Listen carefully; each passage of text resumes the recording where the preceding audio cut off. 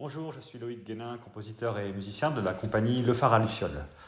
L'Iraët, c'est un mot qui n'a pas de traduction en français, pas de traduction littérale, c'est plutôt un concept philosophique qui vient en fait traduire un très beau sentiment, c'est celui qu'on peut avoir pour un lieu qu'on a connu, mais dont on sait qu'on ne le reverra plus, soit parce qu'il n'existe plus, il a disparu, soit parce que c'est un lieu qu'on a rencontré dans un imaginaire, par exemple dans un roman ou quelque chose comme ça, et donc on sait qu'on ne pourra pas y accéder. Pour cela, j'ai convoqué plusieurs artistes, de façon très hybride, avec des artistes, un trio à cordes et voix, qui vient plutôt des musiques classiques et baroques, le trio En Papier avec Alice Pierrot au violon, avec Fanny Pacou à l'alto et Elena Andreev au violoncelle. Ensuite, il y a un duo que je forme avec Eric Brochard qui vient plutôt des musiques électroniques, des musiques électroacoustiques, noise.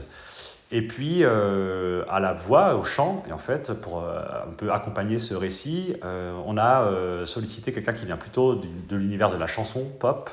C'est Arthur H qui sera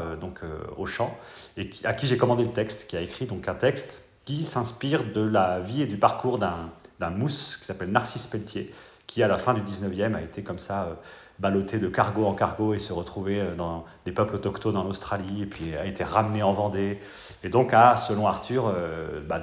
vécu vraiment l'Iraët plusieurs fois dans sa vie. On va travailler la scénographie avec les images qu'on d'ailleurs on a sous les yeux ici puisque on est en train de tester un petit peu les premières épreuves. Ce sont des images d'un photographe qui vit au Mexique qui s'appelle Julien Lombardi, dont j'ai rencontré le travail aux rencontres photographiques d'Arles il y a quelques années. Et ces images vont être tirées en très grand format, à peu près en 4 par 3, et vont être comme ça, vont venir habiter le plateau en descendant des cintres, en venant de cours et de jardins, pour peu à peu transformer l'espace et créer comme ça des situations qui seront mises en lumière et transformées par la créatrice lumière. Voilà, donc on est très heureux de lancer ce projet que vous retrouverez donc la saison prochaine ici même.